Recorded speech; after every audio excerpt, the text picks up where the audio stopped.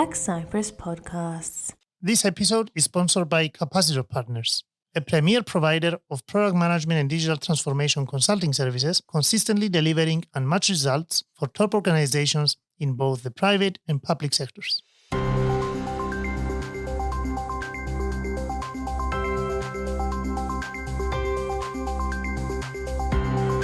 Hello, and welcome to this podcast episode.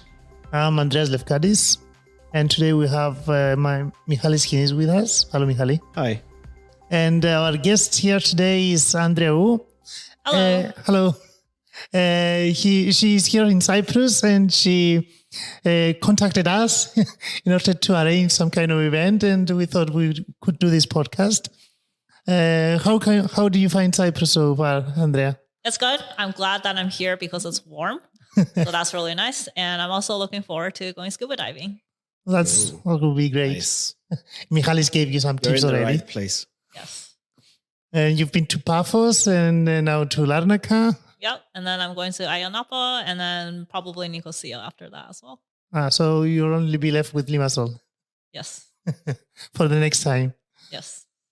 By the way, we are here in Youth Makerspace, and we should thank Makerspace for giving us the equipment to do this show. So, Andrea, you are working at Google, right? Yes. What's your role there? I am a developer relations engineer working on Firebase. And I've been a developer relations engineer for about the last year. And before that, I was a software engineer for about 6 years of my career. And out of those 6 years, 3 of those years were at Google, also working on Firebase. So I was a software engineer on Firebase for about 3 years and then switched to developer relations engineering about a year ago. How did you actually find the transition going from software to developer relations? Yeah, so I actually learned about it during the pandemic. So Google Cloud sponsors a lot of university hackathons, and all of these hackathons, because of the pandemic, was virtual. So I went out and helped at them and mentored and helped students do projects using Firebase. And other people from Google Cloud also helped, and some of them gave talks. And they would introduce themselves as developer advocates or developer relations engineers. And I was like, what is that? And they will naturally just explain what it is because a lot of people have never heard of it. Yeah. And someone described it as a social software engineer. And throughout my career, I love coding. And I've thought about doing something more people-facing because I really like talking to people, but I didn't want to leave coding. So I've thought about being a manager, thought about being PMs, but generally speaking, PMs and managers don't code. And so I was like, no, I want to code. So that's why I never left. And when this person said that is like a social software engineer, I was like, that sounds like something that I want to do. So I went to talk to him. I went to talk to other people as well. Google culture is really nice because you can basically head up anyone and they're usually really open and willing to talk to you. So I talked to a lot of people who do this job to find out more about what they do. And I think maybe half a year after I found out what it was, I decided to try it out. So at Google, we have a really awesome policy that I really appreciate. So we have a 20% project policy where people can work on a project that's not their core role for 20% of the time. So I asked my manager if I could do a 20% project on developer relations. And he was super supportive. He immediately said, oh yeah, go talk to this coworker. He is the developer relations for remote config, which is what I was working on at the time. So I worked with my coworker and he kind of helped me, he helped me a lot to kind of ramp up. The first thing I did, I think, was an animation video. And after that, maybe wrote a blog post and made some other videos as well. And then, so that was a 20% project. And then I decided, okay, I want to try this full time. But I also wasn't really sure if I wanted to switch or not switch because I hadn't tried it, full time yet. So I basically asked if I could do a rotation on it. There were some complications with that, but in the end, everyone was supportive. Everyone was supportive right off the bat. But anyway, fast forward, I got to do the rotation. I really enjoyed it. And then I decided to switch and now I get to do it. And it's great. And I love this job. Nice. Sounds Nice. like a very supportive culture. Yes, definitely. Is it like an evangelist, or is it something different, the evangelist? I think this role comes in many different titles. I've heard it been called developer advocate, developer relations engineer, developer evangelist. I think our role basically is to figure out, at least on the Firebase team, our role is to figure out what kind of challenges developers have, just kind of in general, and when they use Firebase products, and see how Firebase can help them. And then after we kind of figure that out, we make a lot of technical content. So I do a lot of videos and blogs, and I go to conferences and give talks and interact with developers as well. Other people on my team work on external documentation. They work on code samples and code apps, which are step-by-step walkthroughs of how to implement certain Firebase products into a working app. So this is the realm of work that we do, but our goal is to help developers make apps more efficiently, which is kind of Firebase's mission. And then we also take feedback from our users, our developers, back to the engineering teams, back to the PMs, to see how we can make product better for the people who are using it as well. So we're kind of in between the product teams, the PMs, as well as our users. Okay, that's cool. Yeah. So let's go a bit back when you used to be a software engineer. Do you want to tell us how was the software engineering teams, the team composition maybe in Google and in the Firebase team? Maybe something about the releases. How did you schedule the releases? How did you work? Was it agile? Was it a Scrum-based teams or this kind of stuff? Yeah, sure. So composition-wise, the UX team was a UX team, and Firebase is split up by product teams. So Firebase remote config is one team, Firebase Crashlytics, I think, is one team. So anyway, a lot of the different products have their own team. When I joined Firebase, actually, this was like more than 4 years ago now, the Firebase console team, so all the front-end engineers who worked on Firebase console, which is basically like the UI. Yeah, the UI for Firebase. We were on one team, but then it was that way for maybe a year and a half. And then we kind of got reorged into the product teams. So now our front-end engineers are kind of split into the product teams as well. So that's composition-wise how Firebase works. And then Firebase DevRel is our own, I guess I should say, other team. And DevRel as a whole supports all of the Firebase products. So we are not necessarily broken down by product, although there are people on my team who are dedicated to specific products in Firebase as well. Your other question was on releases. So most of our releases are around our products, our features. So once a feature is done, then we will release it. We try not to, Firebase Summit, which is a yearly conference for Firebase developers, is a big deal for us, as is Google I/O. And so we try to have releases kind of all around this time, but we also try to incrementally release throughout the year as well, not just have, 2 big releases a year. So that's how we release. And then your last question was waterfall or agile. Yeah. So we work, each team kind of is a little bit different. So on the Firebase console team, which was like the UI team, the front end team, basically, we did have daily stand-ups for a while, but then other people on my team said they had too many meetings. And even though our stand-ups were maybe 5 or 10 minutes a day, it would be at like 11:30 in the morning, which is like, and then, everyone would be working, and then their time would kind of get cut. They would need to get out of the zone to have this, 5 or 10 minute meeting, go back into work, and then the team would eat lunch at noon, right? So it's not so much that the meeting was a long time or taking a lot of time, but it was people's mind space kind of being interrupted. So we stopped doing that. And I don't really remember anymore, but I think we still had like a Monday meeting to kind of talk about what everyone's doing. And the Friday meeting, I don't know if we did that once a week or twice, once every 2 weeks. And then when I got moved to the product team, the remote config team, we had a Monday meeting and a Friday meeting. And then I think on Wednesday, we would have more of a product discussion if anyone had anything to discuss specifically about the product. But yeah, on the Monday meeting, we would discuss each person's goals for the week. On Friday, we would kind of reflect on how the week went, bring up what went well, what didn't go well, anything we wanted to try, things like that. Kind of like a check-in and check-out then. Yeah. But it was constantly adjustable. And if we didn't meet our goals, it was okay, because we probably didn't meet our goals for very good reasons. Maybe we found a blocker. Maybe the code was more broken than we thought. For whatever reason, there was no like negative consequence per se for not hitting your goal. Question: do you use Firebase to build Firebase? Do we? No, we don't. Okay. So you have your own tooling, I guess. We do. Okay. Yeah. It's all of our, so Firebase is built on like Google Cloud, and everything in Google is built on kind of our own thing because we need to make sure it scales. And there's so many different products that we want to make sure that each product doesn't have to build their own thing that scales, right? So across Google, things are kind of work kind of the same way. Okay. So what is Firebase then? Yeah, so it's a platform of different tools to help developers build apps more efficiently.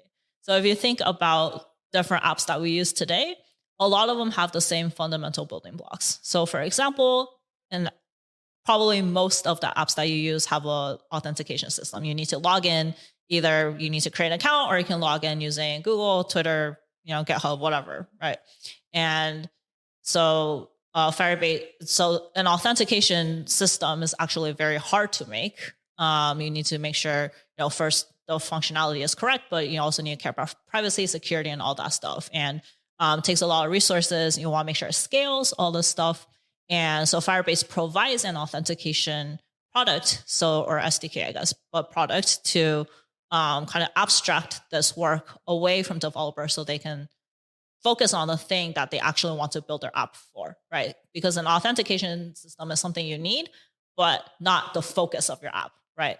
It's never like, oh yeah, I'm building an app. And what does your app do? Oh, to lock people in. No. That's not what your app is doing, right? But you need that thing. So we have a lot of different products that are fundamental building blocks that help developers build apps and abstract away infrastructure management and all that stuff.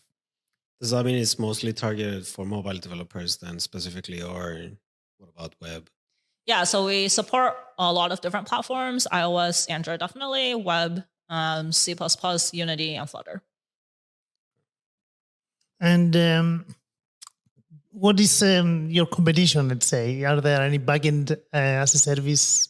Yeah, I mean, what comes to mind platforms is AWS. I also know about Firebase. There's a lot of competitors out there, and each product also has its own competitors as well. But I think in terms of Firebase as a whole, I like Firebase because it kind of has everything together, right? It has a lot of the different things that you will need in building an app all in one place. So I think I think that's just really nice. Yeah, I think truth be told, like myself building apps, I feel like Firebase has pretty much everything that I wanted all in an all-in-one package. Yeah.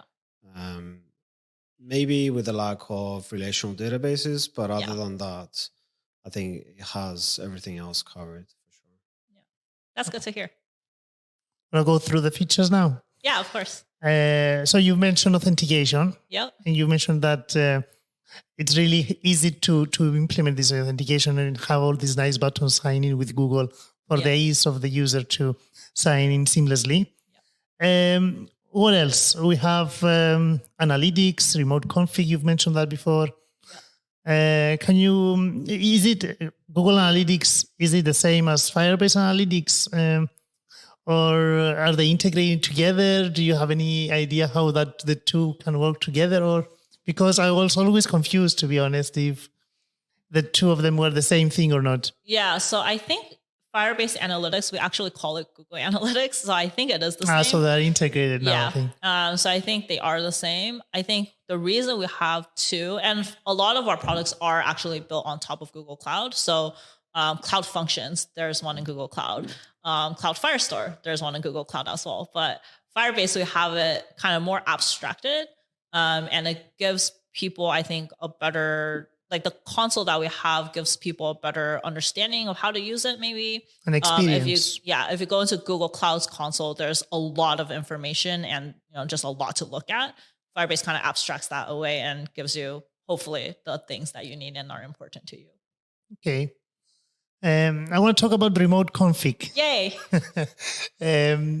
So what is remote config? Yeah, so remote config, as the name probably suggests, it's a way to enable you to remotely configure different things about your app, whether that's some functionality or UI or some user experience. And so basically there's key value pairs that you can set up in remote config, and you use you can basically use the key value pairs, or you use the key in your code to serve a value from remote config to your users, so that you can basically change these values without needing your users to get a new version of the app. So that's the real power of remote config, right? So for example, if you have, let's say if you're building a game and you set your gravity level to 10. I'm not a game developer. I don't know why I chose this example, but I just reviewed a script for a colleague who used this as an example. So, okay.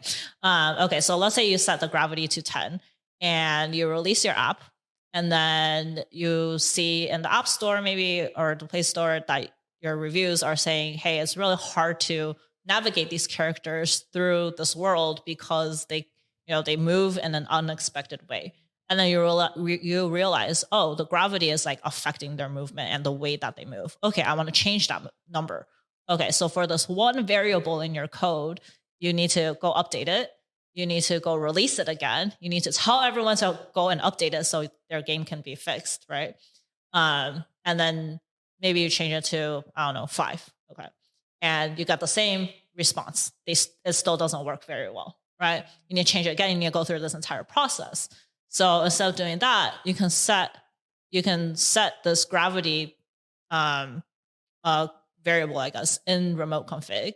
And every time you want to change a value, you just change it in remote config in the cloud, so that you can just serve that value to the app itself, and your users don't need to download a new version of the app.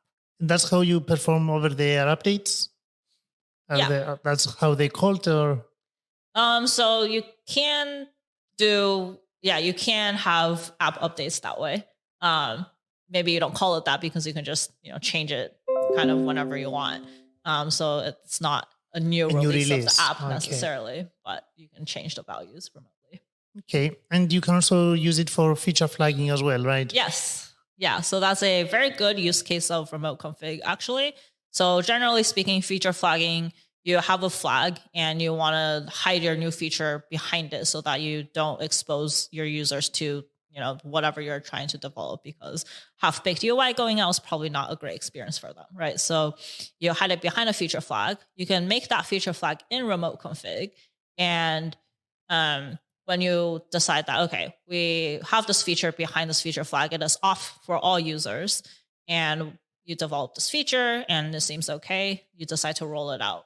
With remote config, you can also roll out to a small percentage of users first to get some feedback before rolling it out to all your users. So in remote config, we have a way that you can set it so that only some percentage of your users can see the feature first. And maybe you look at metrics and analytics and you say, oh, this is not going well. So you can immediately roll back just by clicking a button, really, or I guess 3 buttons precisely, but you click 3 buttons and it gets rolled back, and now none of your users see it. If you decide that, okay, we found a bug in the code that was shipped and that was not behind the feature flag, so okay, maybe you need to roll out a new version of the app, make all your users upgrade to this new version, that's fine. And now you want to say, okay, well, we don't want to roll this feature out for the old version. We only want to roll it out for this new version. So remote config can also help you do that. You can say, what version of the app do you want to release this new feature for? Right. So you can do that as well. You roll it out again. Maybe you roll it out to 5% of your users who are using this new version of the app. It's going well. Okay. And then you roll it out to a higher percentage, and then you eventually roll it out to 100%. So there are like specific parameters that you can adjust to that remote configurations. Yeah. In order to apply them to the only, maybe it's an application version, maybe it's a region. Yeah. What kind of other parameters can we use? Yeah, so there's also platforms, so you can send it out only to iOS users or Android users or your web users. What else is there? There's a pretty long list. There's country, there's language, version. I'm sure there's more that I'm forgetting. You can also set up your own, right? So you can also create like your own customer segments and bucket your customers. Yeah. Yes. I've definitely used that in the past. Yeah. It's been a very helpful feature. Especially I've used it specifically for A/B testing, which was very handy. Just A/B testing a certain feature, making sure that works, and then just, I guess, rolling it out to the highest converted variant. Isn't A/B testing another feature of Firebase? Or Yeah, it is another product of Firebase. Yeah. Okay. Okay, I'm a bit confused here. Is it specifically another feature, or is it in conjunction with remote config? Because as far as I could see, it was bundled in together with remote config, or I think you have to set up a remote config variable and then use that in the A/B testing feature. I'm not actually sure. Exactly. I haven't used A/B testing myself, but let me think. That sounds right. But to answer your question, I think currently anyway, have A/B testing as its own product. We have remote config as its own product, but I think. I mean, the thing with Firebase is that things work together seamlessly. So I believe that is the case. I'm actually going to check now. Yeah, you can definitely use remote config with A/B testing. I'm just trying to think whether that's like if you have to use remote config with A/B testing. Until Michalis figures that out. I'm going to have an answer for you in like 30 seconds. 1, 2. No pressure. Yeah, A/B testing is now part of remote config. Oh, okay. So, yeah, I knew that we were working on that. I didn't know if it was public yet, so I didn't want to say that. All right. So the next big feature that I think is my favorite one, the cloud messaging. Yes, that is that is the most used product that we have. I remember it being a lifesaver after Facebook Parse discontinued. I don't know, Michalik, do you remember that? Yeah. Bad time. And we all were like panicked and looked for another product to use to replicate the same features, and Firebase was the one. Good. So how can you use cloud messaging, and what can you do with it? Is it just for push notifications? Yeah, so you can definitely use it for push notifications. You can also set up recurring notifications for your users. You can also decide that there are only specific users that you want to send notifications to. Someone on the Firebase team actually talked about this at Firebase Summit this year about how to send notifications to specific users so that they actually care about the notifications, right? Because if you keep spamming all your users with notifications, I don't know. People generally probably get a lot of notifications and they might just swipe it away without really caring. But if you Firebase Cloud Messaging gives you the ability to choose user segments based on analytics or important segments or different conditions, I guess, to make sure that the people you're sending notifications to are likely to care about what you're trying to tell them. They're a bit similar to the remote config parameters that you can use, right? Yeah. So these parameters are used across A/B testing, cloud messaging, remote config. Yeah. Okay. And the databases, we have two types. I'm very confused about the databases. One is the old one. What came first? Yeah, so we have two NoSQL databases. The one that came first is real-time database, and the second one is Cloud Firestore. So the reason why we have two is because I think in the past we had plans to deprecate RTDB, but people liked it so much that we decided not to deprecate it. And the differences between the two is really, so the structure of the data is stored differently in each one. So Cloud Firestore uses a document model database, it's a document model database, which means that your information is stored in documents, and these documents are stored in collections. And the way that data is stored in RTDB is a big JSON tree. So you can kind of do whatever you want. And because of the way they are structured, RTDB is better if you want to make a lot of writes, and Firestore is better if you want to make a lot of reads. And Firestore, again, because of the way they're structured, Firestore has indexing, which makes querying, there's more options for querying, and it's also faster, versus RTDB is a little bit slower. Okay. So if you were to do both a lot of writes and a lot of reads, which one? You can actually use opt to? both. Yeah, so you can use RTDB for the part that needs a lot of writes, and you can use Firestore for the part that needs a lot of reads. Okay. Yeah, and also the pricing model reflects these two as well. Yeah, so for, I don't want to get this wrong, but I think for Firestore, I'm going to look this up real quick actually, because I don't want to get it wrong. I wanted to find a template to manage these databases, and I was shocked by the amount of templates that are out there that allows you just to simply deploy it, and it's basically is a UI that sits on top of these databases. Yeah. And you can just see it a bit more clearer rather than going into the Firebase console and looking at all these documents with the JSON. Yeah. So anyway, on pricing, RTDB, you're priced on the amount of downloaded and stored data, versus Cloud Firestore, you are priced on the amount of downloaded and stored data, but it's slower than RTDB, and you're priced more on the number of reads and writes. So the pricing model also reflects the usage cases, pretty much. Yeah. Cool. But both of these have a no cost tier, and then after you kind of exceed that, then you pay as you go. Yeah. So now the plan is just to have both rather than deprecating one. Yeah, that's what's there now. Yeah. The current plan. Yep. Okay. And we have cloud functions as well. Yes. Which are the same as Google Cloud Functions. Yes.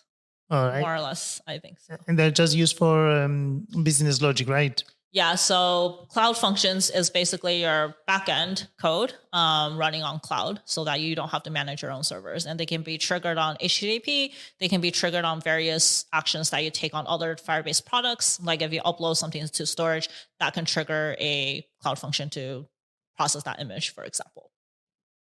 Right. We've talked about A/B testing being part of remote config. And I think the one that's left is the app distribution. Yeah. How do you use app distribution? No, it's one of the few features that I don't use in Firebase. I do. I find it I didn't find any other service that provides such a seamless way to distribute the app to testers. Yeah. And it supports both platforms, right? Android and iOS. Yeah. It's pretty cool. You should test it out, guys. There's actually something else that's very important that I want to highlight, which is security rules. So security rules, we have these around the databases as well as cloud storage. Cloud storage is a little bit different than Firestore and RTDB in that storage, you want to store your big blobs of data that isn't structured and maybe you don't change it too often. So things like images, audio, video, things like that. So anyway, cloud storage and Firestore and RTDB have security rules, which are rules that restrict people's access to reading and writing to those products, I guess, right? Because when you have an app, you want to make sure that only the people who are able to read and write, to your databases and storage are the people who should be, right? You don't want anyone to be able to write and read from it into it. So security rules is a big part of this as well. And it's something that we try to make sure that developers do when they do set up these systems, just so, security rules are as secure as you make them. And so we want to make sure that people know that this exists and go set them up. Okay. Yeah. Didn't know about cloud storage. Oh, really? Okay. Yeah. Cool. So, how can one start with Firebase? I mean, how would you recommend a mid-level developer to start using Firebase for one of his apps? Yeah, that's a great question. We have a lot of content. Our documentation is really good. We have a Firebase channel on YouTube. It's youtube.com/Firebase. We have a Firebase blog as well as firebase.blog. We have a Medium blog. I think it's medium/@Firebase. So there's a lot of great content out there. I actually recently made a video series on how to make a web app that's an expense tracker using Firebase and React that goes through basically all the web supported Firebase products in the context of building out this web app. So yeah, my coworkers and I have created a lot of good content.